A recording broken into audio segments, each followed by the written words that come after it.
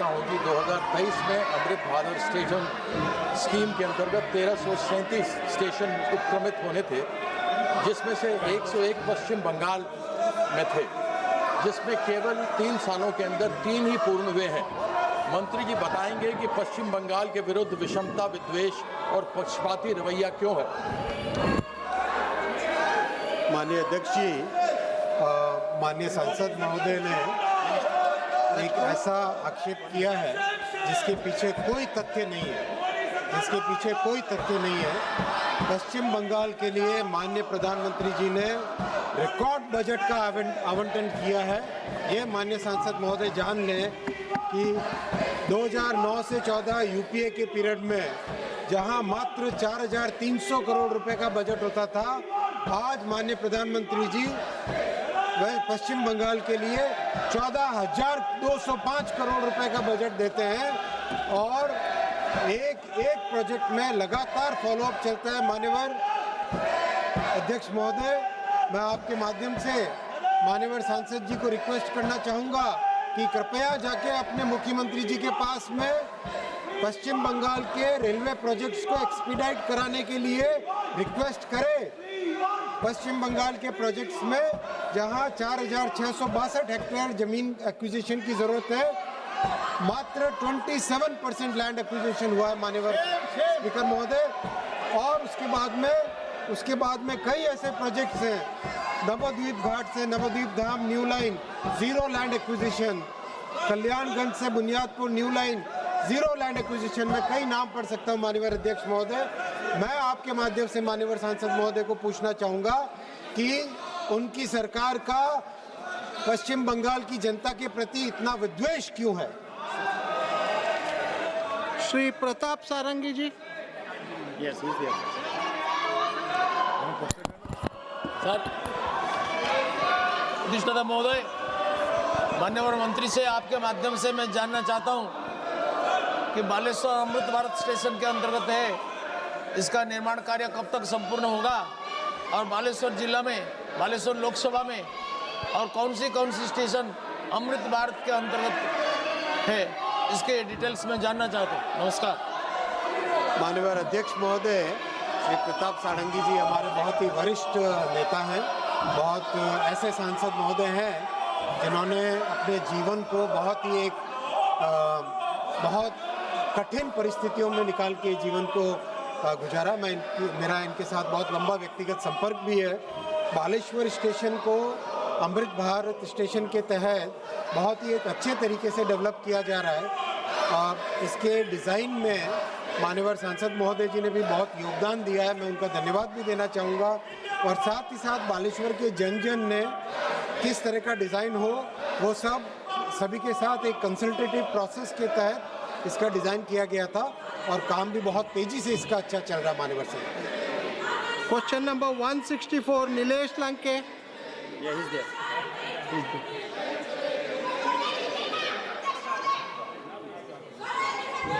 Question number 164, minister Lofty house. धन्यवाद अध्यक्ष महोदय। मी आपल्या माध्यमातून माननीय मंत्री महोदयांना विचारू इच्छितो की मंत्री महोदयांनी आपल्या उत्तरात नमूद केल्याप्रमाणे महाराष्ट्रात 24 वंदे भारत सेवा कार्यरत आहेत। माझा मतदारसंघ अहिल्यानगर हा पुणे आणि मुंबईसारख्या मोठ्या शहरांना जोडणारा एक महत्त्वाचा औद्योगिक व ऐतिहासिक केंद्रबिंदू आहे। येथून हजारो विद्यार्थी आणि नोकरदार नागरिक दररोज पुण्याला ये जा करतात। हे लक्षात घेता सरकार अहिल्यानगर आणि पुणे दरम्यान एखादी नवीन वंदे भारत इंटरसिटी किंवा मेमो ट्रेन सुरू करणार का? तसेच आपण उत्तरामध्ये वंदे भारत स्लीपर गाड्यांचा जो उल्लेख केला आहे, त्या धर्तीवर पुणे अहिल्यानगर, दिल्ली किंवा मुंबई अहिल्यानगर, जम्मू यासारख्या लांब पल्ल्याच्या मार्गावर नवीन स्लीपर गाड्या सुरू करून अहिल्यानगरमध्ये त्यांचा थांबा सुनिश्चित करण्याचा सरकारचा विचार आहे का? माननीय अध्यक्ष महोदय, जो माननीय सांसद महोदय ने विभिन्न स्टॉपेजेस की बात की है वो हमने नोट की है। इसमें जो भी फिजिबल होगा इनके साथ में चर्चा करूँगा। माननीय महोदय, महाराष्ट्र 24 वंदे भारत सेवा कार्यरत आहे। वंदे भारत गाड्यांची वाढती संख्या पाहता त्यांच्या तांत्रिक देखभालीसाठी आणि विश्वसनीयतेसाठी विशेष पायाभूत सुविधांची आवश्यकता आहे. अहिल्यानगर हे महाराष्ट्रातील रेल्वेचे महत्त्वाचे केंद्र असल्याने सरकार या जिल्ह्यात वंदे भारतसाठी नवीन मेंटेनन्स डेपो स्थापित करण्याबाबत विचार करत आहे का? तसेच आपण उत्तराच्या भाग ड मध्ये सांगितल्याप्रमाणे या गाड्यांमध्ये कोल्हापुरी पनीर, मुर्ग कोल्हापुरी आणि कांदा पोहे यासारख्या स्थानिक खाद्यपदार्थ समाविष्ट केले जात आहेत. या खानपान आणि इतर सेवांच्या व्यवस्थापनात महाराष्ट्रातील स्थानिक बचत गट आणि सुशिक्षित बेरोजगार तरुणांना रोजगारात प्राधान्य देण्यासाठी सरकार एखादे विशेष धोरण तयार करेल का?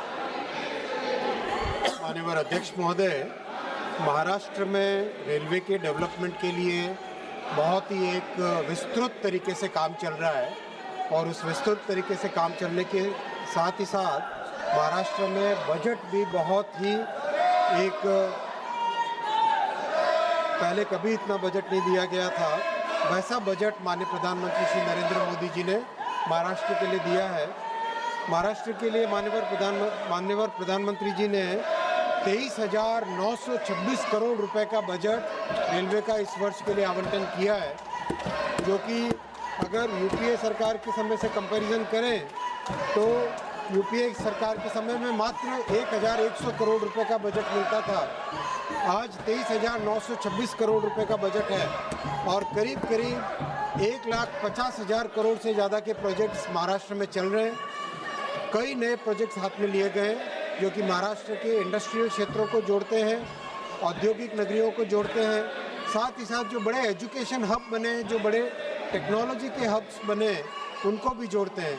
जो पुणे, अहिल्यानगर, इन सब क्षेत्रों के बारे में माननीय सांसद महोदय ने जो आज विषय रखा है, मैं आपके माध्यम से माननीय सांसद महोदय को जानकारी देना चाहूँगा कि पुणे की कैपेसिटी को डबल करने का काम अभी चल रहा है और भी महाराष्ट्र में कई स्टेशंस, कई शहरों के कैपेसिटी को 2 गुना करने का काम अभी चल रहा है और बहुत तेज़ी से उसमें काम चल रहा है और अच्छी प्रोग्रेस है। बहुत डिटेल में जा रहे हैं माननीय अध्यक्ष महोदय।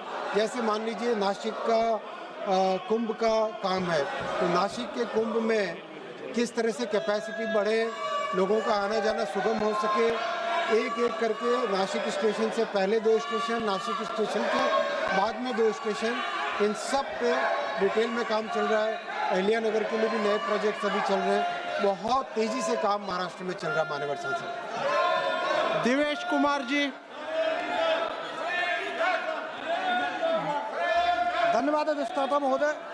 मैं आपके माध्यम से माननीय मंत्री जी से जानना चाहता हूं कि उत्तर प्रदेश को सेवित करने वाली वंदे भारत गाड़ियां कितनी हैं और क्या मेरी लोकसभा एटा कासगंज में बरेली कासगंज मथुरा और कासगंज फरक्काबाद कासगंज मथुरा को जाने वाली वंदे भारत एक्सप्रेस ट्रेनों कभी दी जाएंगी या नहीं, कोई प्रावधान है या नहीं? धन्यवाद। माननीय अध्यक्ष महोदय, माननीय सांसद जी ने उत्तर प्रदेश में कितनी वंदे भारत चल रही है उसका डिटेल मांगा है, ज़रूर मैं उनको प्रोवाइड कर दूंगा। ऑलरेडी सहारनपुर कनेक्टेड है, लखनऊ कनेक्टेड है, बनारस कनेक्टेड है, मेरठ कनेक्टेड है, बहुत सारे शहर उत्तर प्रदेश के कनेक्टेड हैं। साथ ही साथ उत्तर प्रदेश के लिए माननीय प्रधानमंत्री जी ने इस बार बजट में 20,000 करोड़ रुपए का एलोकेशन किया है और उत्तर प्रदेश में 1 लाख करोड़ से ज़्यादा के रेलवे का टोटल इन्वेस्टमेंट हो रहा है। कई नई गाड़ियाँ चल चुकी है, कई नए प्रोजेक्ट्स चल रहे हैं और डिटेल उत्तर प्रदेश में वंदे भारत की लिस्ट में माननीय सांसद जी को भेज। ज्ञानेश्वर पटेल जी। सभापति महोदय, मैं आपके माध्यम से माननीय मंत्री जी से पूछना चाहता हूं, मेरे संसदीय क्षेत्र खंडवा बुरहानपुर से होकर गुजरने वाला रेल मार्ग उत्तर और दक्षिण भारत को जोड़ने वाला एक प्रमुख गलियारा है। खंडवा स्थित ओंकारेश्वर ज्योतिर्लिंग और बुरहानपुर के ऐतिहासिक यह यूनेस्को श्रेणी के धरोहर स्थलों पर देश विदेश से आने वाले पर्यटकों की भारी संख्या को देखते हुए क्या सरकार इन महत्वपूर्ण केंद्रों पर वंदे भारत ट्रेन का नया स्टॉपेज देने पर विचार कर रही है? साथ ही बुरहानपुर क्षेत्र में केले या खंडवा क्षेत्र में सोयाबीन, प्याज और मिर्च के बड़े पैमाने पर होने वाले कृषि उत्पादन को वंदे भारत की तर्ज पर तेज गति से बड़े बाजारों तक पहुंचाने के लिए क्या इस क्षेत्र में कोई विशेष कार्गो हब या उन्नत रेल लॉजिस्टिक सुविधा विकसित करने की कोई समयबद्ध योजना है? मान्यवर सांसद महोदय अपने क्षेत्र के बारे में बहुत ही लगातार अच्छा इनका फॉलोअप रहता है, बहुत अच्छा फीडबैक रहता है। मैं मान्यवर सांसद महोदय को धन्यवाद देना चाहूँगा। आप लगातार अपने इस प्रोजेक्ट के बारे में मेरे से मिलते भी हैं और उसका जो लेटेस्ट अपडेट है वो भी आप जानकारी रखते हैं। तो इस प्रोजेक्ट जो आपका बुरहानपुर क्षेत्र से रिलेटेड कई नई गाड़ियों की शुरुआत भी की गई है। आपके जो भी स्टॉपेजेस का रिक्वेस्ट आया है उस पर भी ध्यान दिया गया है। और जो आज आपने जो एग्रीकल्चर के रिलेटेड बात कही है उसके बारे में भी मैं माननीय सांसद महोदय से अलग से बैठ के इस पर विस्तृत चर्चा करूँ। श्री जगदाम्बिका पाल जी। अभी माननीय मंत्री जी ने अपने प्रश्न के उत्तर में बताया है कि महाराष्ट्र में विस्तृत कार्य चल रहा है, उत्तर प्रदेश में भी 20,000 करोड़ इस बार के बजट में 1 लाख करोड़ का काम चल रहा है और सारे प्रमुख शहरों को जोड़ने की भी योजना बताई है वंदे मातरम। मैं आपके माध्यम से माननीय मंत्री से जानना चाहता हूँ कि आपने अपने उत्तर में कहा है कि पिलग्रिम्स और टूरिस्ट के जो प्लेसेज हैं उसको जोड़ने के लिए हम वंदे भारत फिजिबिलिटी पर चलाते हैं। तो बुद्धिस्ट सर्किट जो है, जो श्रावस्ती, कपिल वस्तु, सिद्धार्थ नगर, कुशीनगर, इसके लिए मैंने पहले से ही मांग किया है कि आप बुद्धिस्ट सर्किट को जोड़ने के लिए वंदे भारत को चलाने की विचार करेंगे। यदि हाँ तो मैं आपके माध्यम से जानना चाहूँगा। धन्यवाद। अध्यक्ष जी, माननीय सांसद महोदय ने बुद्धिस्ट सर्किट में वंदे भारत सर्विसेज की बात की है। कई ऐसे शहर हैं जो बुद्धिस्ट सर्किट के वहाँ पे ऑलरेडी वंदे भारत सर्विसेज चल रही है। और अब तो इस बजट में माननीय प्रधानमंत्री जी ने उत्तर प्रदेश के लिए bullet train high speed corridor की भी घोषणा की है, जो कि उत्तर प्रदेश के कई शहरों को जोड़ेगी और उसमें बुद्धिस्ट सर्किट से जुड़े हुए कई शहर भी इसमें शामिल हैं। Question number 165 Jayprakash. Not present. Next. Shri Satpal Brahmachari. Not present sir. Honourable minister. Minister. Statement is laid on the table of the House. Next. Yes, 160. Question number 166 GM Harish Balyogi. Question number 166. Minister.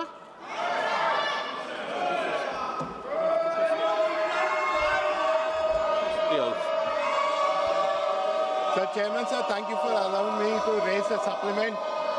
I thank the Honourable Minister for the detailed response and his for the continued support extended under the STI Hub program. After going through this reply, I noticed certain instances when there is a severe underutilization of funds released to the STI hubs. This raises concern regarding the effective implementation of the objectives of the scheme at the ground level. Therefore, I would like to ask the Honourable Minister whether any comprehensive review has been undertaken of these institutions assigned to the implement the scheme, especially those showing a high rate of underutilization of funds released to them, particularly in Andhra Pradesh. Honourable Speaker, sir, I must compliment the Honourable Member for asking a very significant question, and I also must compliment him that the state of Andhra Pradesh is incidentally in the forefront of the STI hubs that we have sought to set up.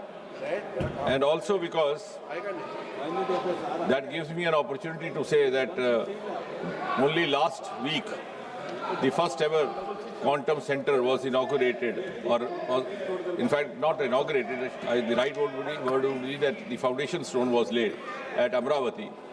And just a week before that, the National Ocean Institute block was also inaugurated in the city of Vizag.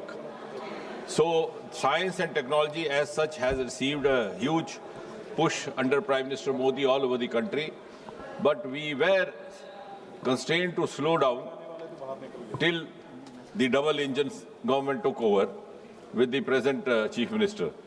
When I'm referring to this Vizag project, it will be interesting to share that the project was conceived 20 years back. The foundation stone was laid in Vizag in 2005. the construction started in 2015. But with the state government not being as cooperative as we expected, there were some issues with clearances, etc. But after that, in the last 2 years, ever since the new government took over, and as I said, the double engine came into pace, we have been able to complete the construction in 5-6 months and move on. So from that point of view also, I think Andhra Pradesh is on the right track. And as far as the STI hubs are concerned, which the Honorable Member has sought to discuss, I am also glad to share with him that the state of Andhra Pradesh has the maximum number of STI hubs. You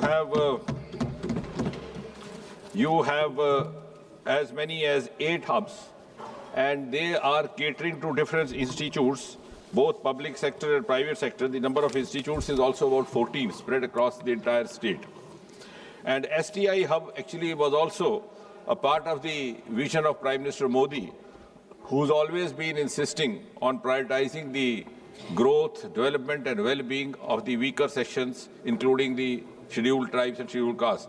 So this is a program and initiative which is focused on scheduled tribes and scheduled castes. It was initiated in the year 2019. Currently we have 4 such, and we are also in the process of increasing these hubs, and wherever you find there is something more that can be done, we are open to that. In fact, the next call for more proposals for more such hubs is going to be issued in the month of March, April this year.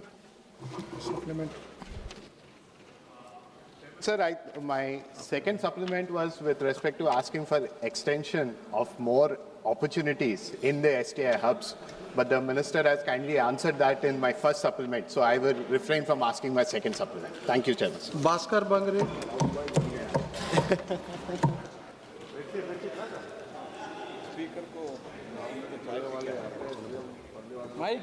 अध्यक्ष महोदय, समावेशी विकास के लिए विज्ञान प्रौद्योगिकी एवं नवाचार hub पर सरकार के विशेष जोर को ध्यान में रखते हुए क्या माननीय मंत्री महोदय ये स्पष्ट करेंगी, क्या इस योजना के अंतर्गत आकांक्षी जनजातीय बहुल एवं पिछड़े क्षेत्रों में जैसे महाराष्ट्र के दिंडोरी आदिवासी लोकसभा क्षेत्र में जनजातीय आबादी का उच्च अनुपात, उच्च स्तरीय वैज्ञानिक अवसंरचना की सीमित उपलब्धता तथा कृषि नवाचार, वन आधारित आजीविका, जलवायु सहिष्णु प्रौद्योगिकी और ग्रामीण उद्यमिता का प्रबल संभावनाओं को देखते हुए क्या सरकार ऐसे क्षेत्रों में STI हब स्थापित करने या पायलट परियोजना शुरू करने की प्रस्ताव रखती है?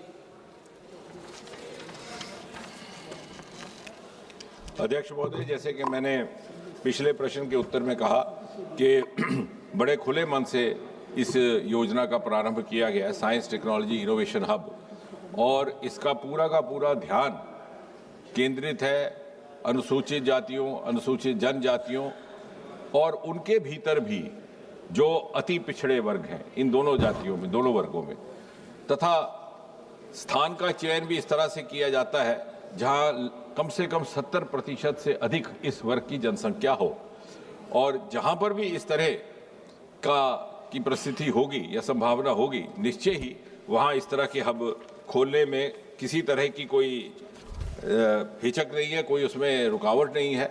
हम समय समय पर इसकी शिनाख्त करते रहते हैं। यदि आप मुझसे पूछें तो उसमें केवल ये सुनिश्चित करना पड़ता है कि अधिकतर जनसंख्या इस वर्ग की हो, दूसरा उसके आगे पीछे सुसाधन हो, और साथ ही साथ इसमें इतनी छूट भी है कि न केवल सरकारी संस्थाएं बल्कि गैर सरकारी संस्थाएं भी अपने यहाँ इस तरह के हब खोल सकते हैं। कोई इसलिए अनिवार्य नहीं है कि इसके लिए अलग से कोई परिसर हो। ये जो परिसर है उसके भीतर भी NGOs को भी इस तरह की स्वतंत्रता है। तो कहने का तात्पर्य यह है कि हम ये एक मिशन मोड में इसका काम चल रहा है। इसी सरकार की और प्रधानमंत्री जी की ही कल्पना का नतीजा है। निश्चय ही और भी जहाँ जहाँ ये मापदंड हमें देखने को मिलेंगे, नए भी इस तरह के हब खोलने के लिए सरकार तत्पर रहेगी। Shri CM Ramesh. Sir, is there any more opportunities for Andhra Pradesh? And when it is sanctioning, kindly keep in mind my constituency Anakapalli also to be one center, sir. Thank you.